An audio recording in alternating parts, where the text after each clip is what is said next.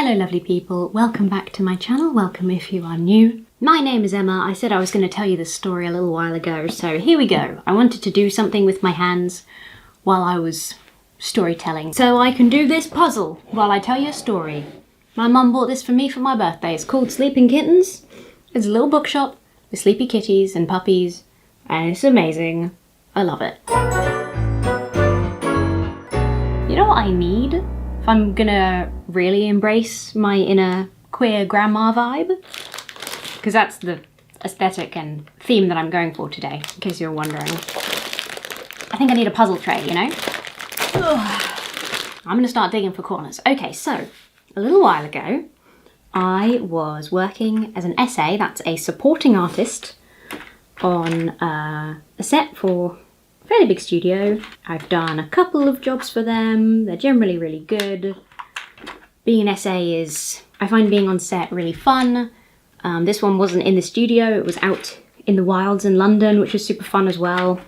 Getting to be somewhere after hours, you know, feels quite special, sneaky. So I've done this quite a few times, and it's kind of a strange thing. It's really fun. It can be a little overwhelming because you are just surrounded by so many people that you've never met before. Sometimes you'll be, you know, put into smaller groups for various reasons, and you can kind of introduce yourself. When you get somewhere and there's already like 30, 40 people all just sort of milling around or sat down, I can find that a little bit intimidating because I'm a little bit of a quite quiet, shy bean. I was quite happy reading my book for most of the afternoon. I was sat by a couple of nice people that were chatting together a little bit. I'd sort of said hi and, you know, exchanged a few words, but I was reading my book while the people around me were chatting, and all of a sudden, this young woman came over, definitely younger than me, although, as I am aware, it's always possible to have the baby face, so don't know how old, but younger than me. Very glamorously dressed with a suitcase, a whole suitcase. You do spot a few people with suitcases as an SA, just because it's usually best practice to bring a couple of clothing options for wardrobe, and then sometimes you might have a couple of different scenes and you have to change clothes. So it's not that weird to have a whole suitcase. I usually just bring a big bag, but whatever. She just sort of came over and sat down, never introduced herself. Oh, I should get my tea. I can't remember exactly what the conversation topic was that led her into this moment, but she basically just opened up with, "It's all a bit too woke nowadays, isn't it?" And I'm reading my book on my phone as the alarm bells start ringing inside my head, and I'm like, uh-oh, what's about to happen? Please pause, because my tea will have finished brewing, and I'm gonna need that for the story. Okay, I'm back and I have an orange and lemon tea. So this girl just sort of sat down without introducing herself, just inserted herself into a little circle of 2 or 3 people with me sort of just on the outskirts, and it's all too woke nowadays, isn't it? And then she told us about how the other day she got reprimanded at work. She got told off for using a person's, the wrong pronouns for a customer. And the way she was describing it sounded like a mistake, which is fine. It's just so strange that she would get told off for that in the workplace and then bring up just a horrible argument around it in a different workplace.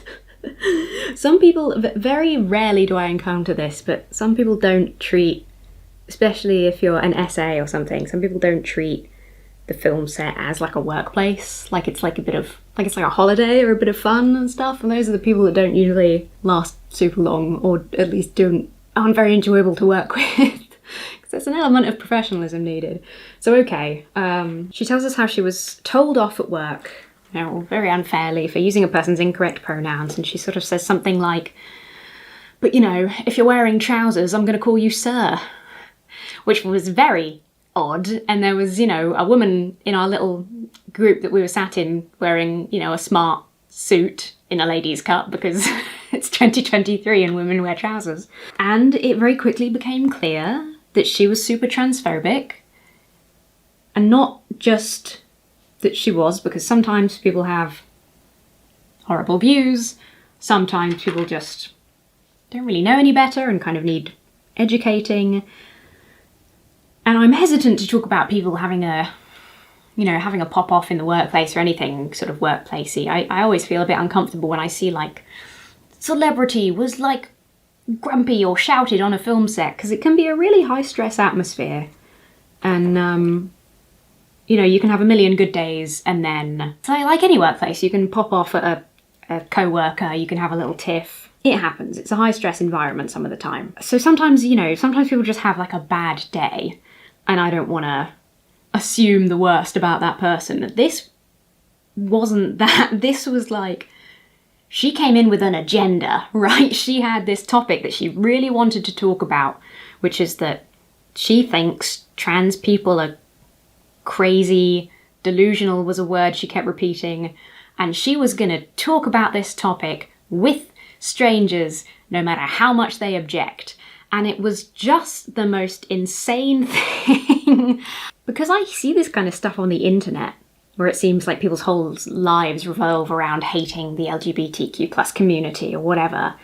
And it's like, you kind of hope that in their real life they have other stuff going on, you know, that they're not actually so focused, or it's a recent thing because the news keeps talking about it or whatever. But like, to be so demanding to have this conversation in the workplace with a complete group of strangers who, I'd say 2 out of 4 of us were not strictly gender conforming, based on her trousers comment. Like, if I was her, I wouldn't have thought that was the best environment to have people agree with me, which obviously nobody did. So she was going on about, said some stuff about women's bathrooms, and I'm still reading on my phone. I kind of ignored it for as long as I could while I was getting more annoyed, and that as time goes by, my little passive-aggressive irritation starts slipping out in the form of aggressive eye-rolling. You know how it gets.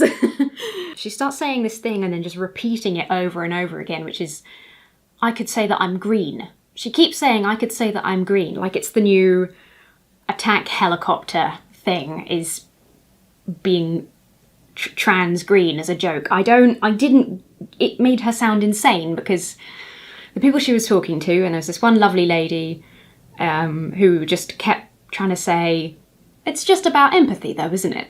It's just about having a bit of empathy for other people. And she was desperately trying to change the subject in a polite way, like over and over again, and this girl was just not listening. She would just challenge back with like, yeah, but I could say I'm green, or something like that. It's like, just, I mean, if you're going to talk about delusional, it was crazy. So there's a couple of us are clearly like gender non-conforming. The guy that I was sat next to was gay, and then there's this other woman that's saying, I really want to change the subject, like it's just about having empathy, it's just not very nice, is it?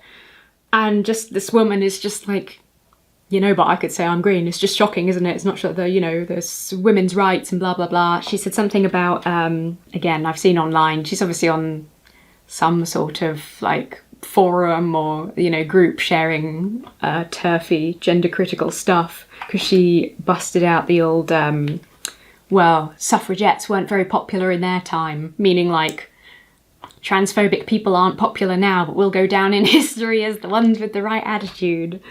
The ones that like come into a room and start ranting about people we hate. Yeah, delusional, actually delusional. So it got to the point, and the guy next to me was like, because, you know, this poor woman really tried to get it, the like fourth little person in what became our little squad that was their kind of trio that I jumped in at in a moment.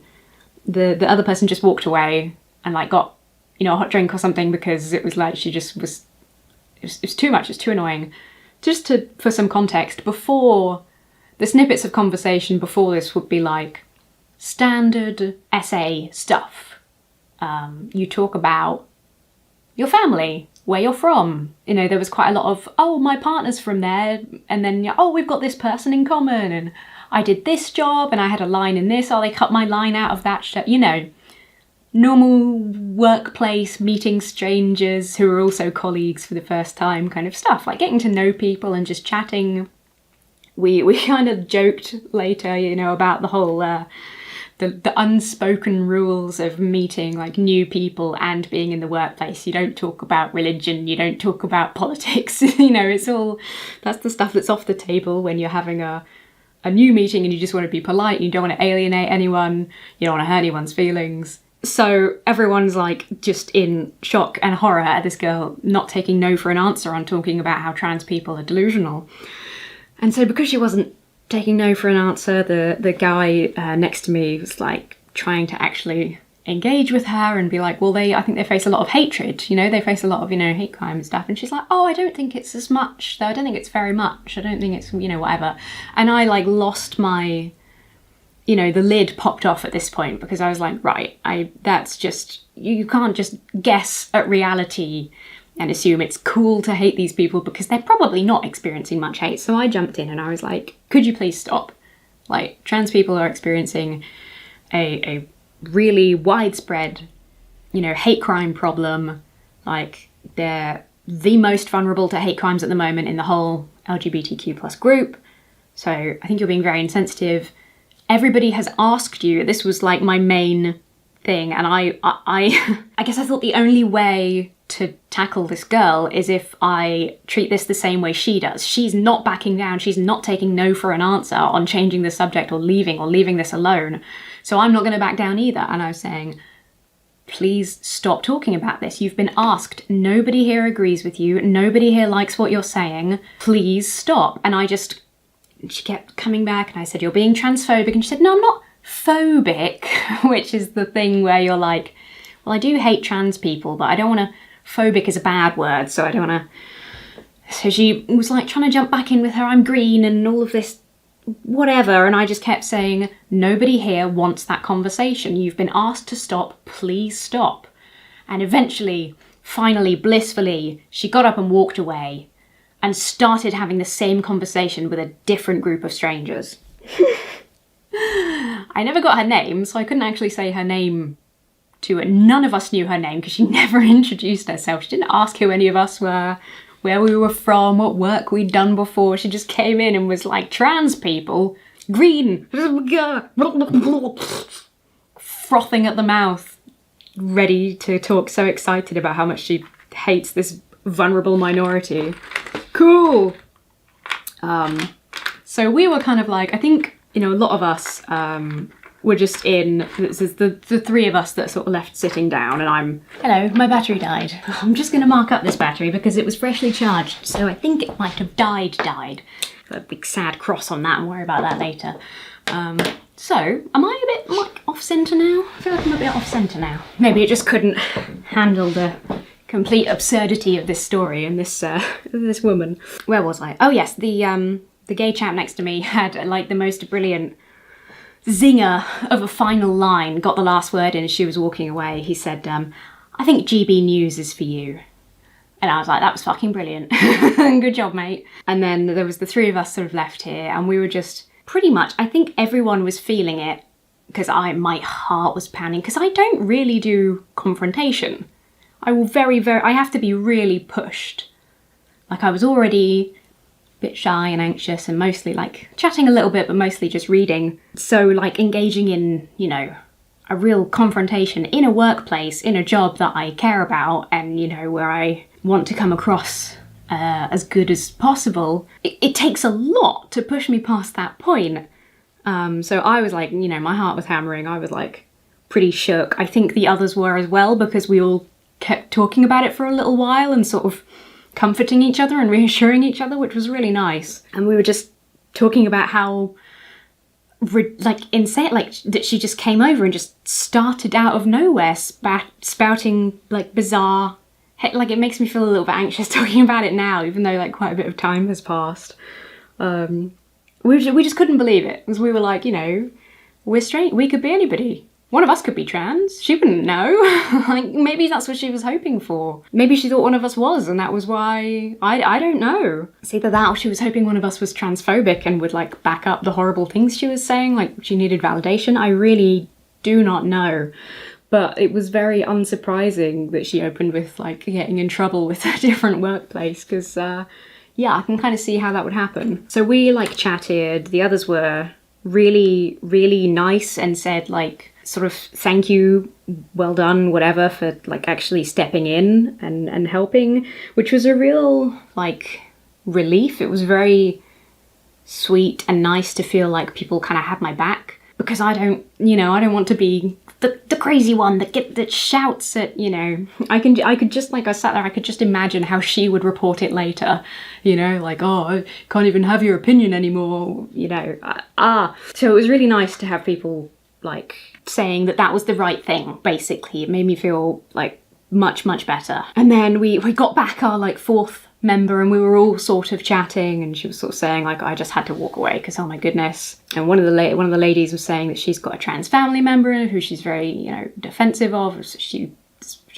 doesn't want to, and she was the one who was just desperately trying to say like, just have a bit of empathy. It's just about kindness. And she wasn't in the slightest combative. They were all really, really nice, gentle people, which I guess kind of, again, is sort of why I kind of felt it fell to me as the slight outsider and, you know, somebody who does, even in an online capacity, deal with this kind of rhetoric a lot. It kind of fell to me to be the bad guy, the one who's combative in return, I suppose. And we spent the rest of the day all sat together, like, you know, near each other, and we were all laughing, and we went back to talking about the things that you talk about on set. We talked about the work we had done before, and we shared pictures. I showed one of them a picture of my puppet. I talked about Star Trek stuff. It was such a nice rest of the day. I am so grateful that that happened with a really nice, friendly group of people around, because I think I might have fallen apart a little bit. I didn't cry. I was so proud of myself for not crying, just because that sort of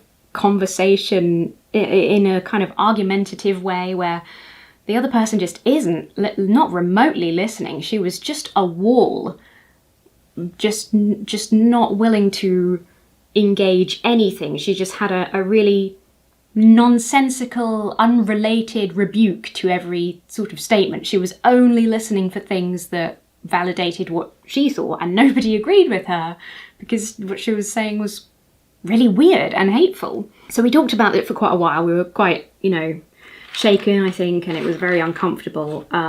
We got our little fourth member back and we were all sort of talking about it, and then the chat goes, she's doing it again, like just over there in that group. I can hear she's like saying the exact same things, and we were like, for God's sake. And it was like, okay, I think I know I'd been messaging Matt as well at the time, being like, oh my God, this is happening. This person's she keeps saying she could be green. I don't know what to do. It's so, I can't get across how crazy it was. It was really like, transphobia is actually brain rot. There are definitely people who just don't know better and don't know any trans people and just don't hear much more than like a news headline or whatever, and can be talked round with a bit of like compassion and like actual education. And then there are some people who are just like a brick. Just no thoughts, head empty. This is my position. I don't care who I hurt. I don't care how stupid my position is. I'm just gonna keep going with it. So I was like, right, I think I'm gonna tell somebody, because she's still doing it. Like, I didn't put her off the conversation. I just put her off being sat around me, I guess. You know, and us who all clearly didn't agree with her. So she'd moved on to somewhere else. And like I guess the thing I was most concerned about was her finding a group where maybe one person did agree, or maybe people were sort of politely agreeing, and that there would be, you know, a queer person in that group or nearby that hears that and feels like they are the outsider and not this horrible, hateful person. You know, I don't want somebody to hear that stuff and think that they don't belong on set, rather than this crazy, hateful girl. That was like my major fear. So I was like, I'm going to tell somebody. I'm going to tell one of the crew. I'll like get a runner. I've gone blank on positions, like a coordinator, you know, one of our people who've been looking after us essays. Because obviously everybody's really busy running around trying to do their actual jobs. So one of the ladies came with me, lovely empathy lady, and we went and told a member of staff, a member of the crew, and we obviously didn't have this lady's name, so we had to just sort of point her out, and they had the photos from when you're in essay, you get like a continuity pictures. They'll do like a picture of every person, your hair and clothes and stuff like that for continuity purposes. So they went through the pictures and we pointed her out basically, and they pulled her aside and had a word. I don't know what they said. We said that she was being really transphobic and was making people uncomfortable, and she wouldn't like stop talking about it, and now she's doing it again. So I'm hoping and assuming they told her to stopped doing that. I didn't hear anything else about it the rest of the day, but then also she was keeping her distance for the rest of the day. Although every time she walked in front of us or something, she'd give us this fucking... just this a snide little evils or grin or, you know, like something out of high school. Just like, again, I'm so glad that I was with people and having a laugh and talking about normal stuff, because that made it okay, or like more bearable, the few times that she was horrible. And then there was somebody else there who was sort of on my side when she like gave a creepy glare or something. So they said, the crew, which is completely normal, understandable, we've had a word with her, we can't do anything, we can't, you know, remove her without witnessing something ourselves. And obviously that's completely fine. I think that's the right thing to do, because otherwise you could say anything about anyone and get, you know, an unfair dismissal, you know, whatever. It's completely reasonable.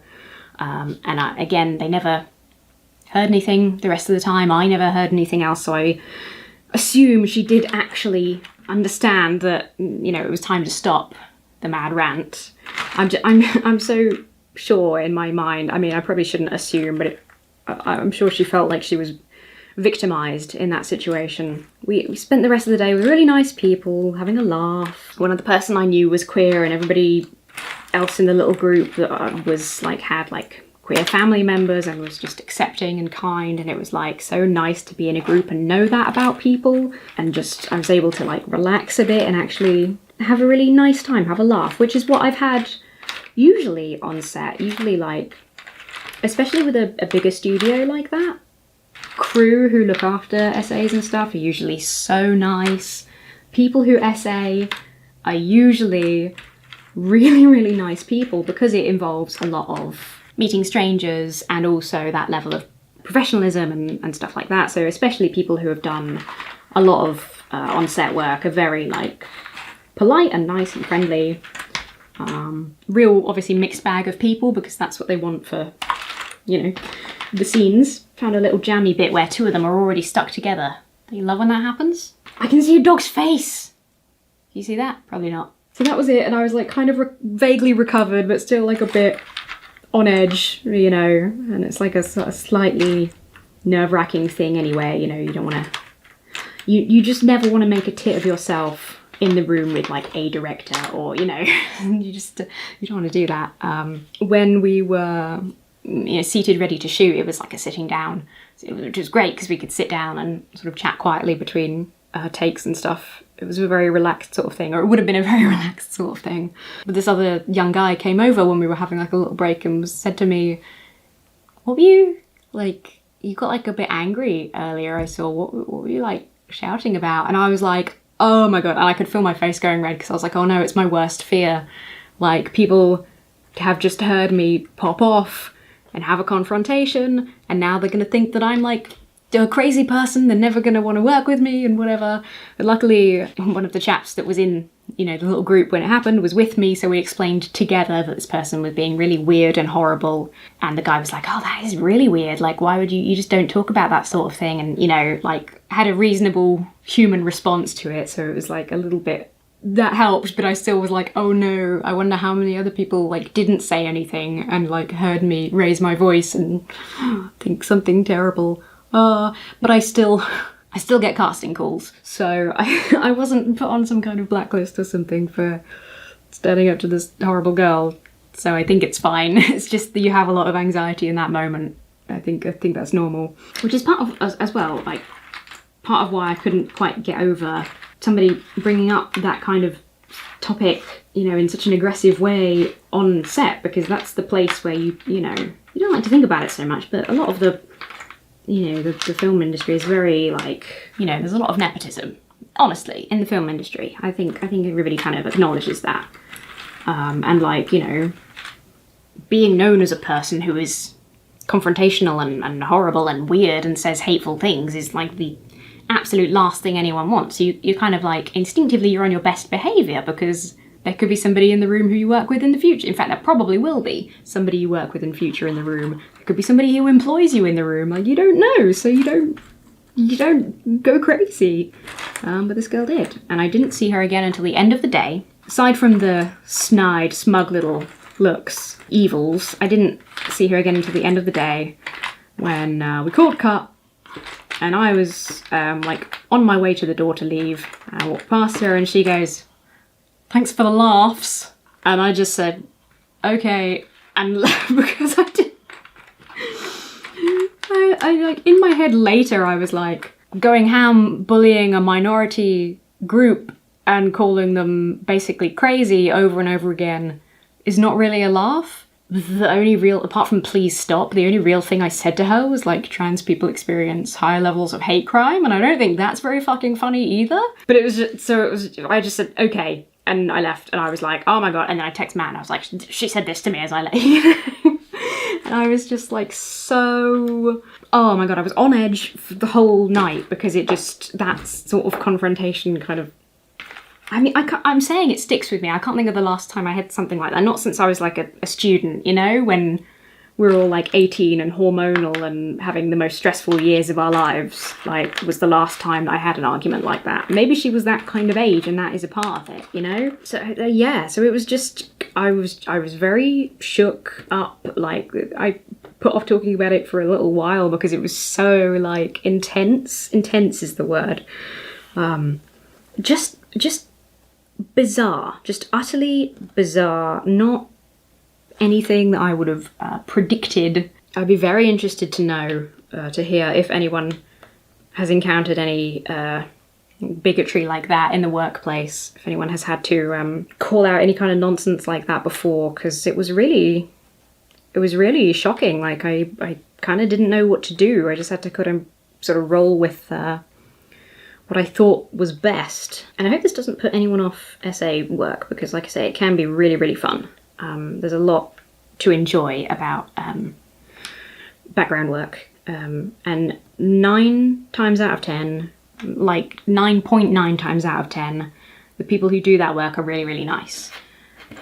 It just turns out sometimes one of them is crazy. And I guess you have to learn how to deal with that. So hopefully hearing, you know, some kind of mild telling off from the studio, you know, staff would maybe convince them not to do that again. I can only hope. Whew, okay, that is done now. I am like genuinely a little bit anxious just telling the story. So like, we done it. I've done it. It's over. We're good. Everything's fine now. There's still part of me that's like, what if I see her again on set somewhere? But you just have to learn to live with that. Sometimes people are horrible and you have to exist around them. So trying to mitigate the horrible is like all you can do, and then trying to be calm and not stress out too much about it. So that's me. That's what I'm doing. I hope you enjoyed this little weird video insight. I promised you the story, so the story you have. I've not gotten particularly far with the puzzle, but like I was kind of thinking and puzzling at the same time, so I didn't get very much down. Oh, I think that goes there. Haha! One extra piece slipped in at the end. If you enjoy me rambling personal stuff, just silly nonsense, consider subscribing to this channel. Maybe give the video a little cheeky like. Most importantly, have yourselves a very lovely week, and I will see you really soon.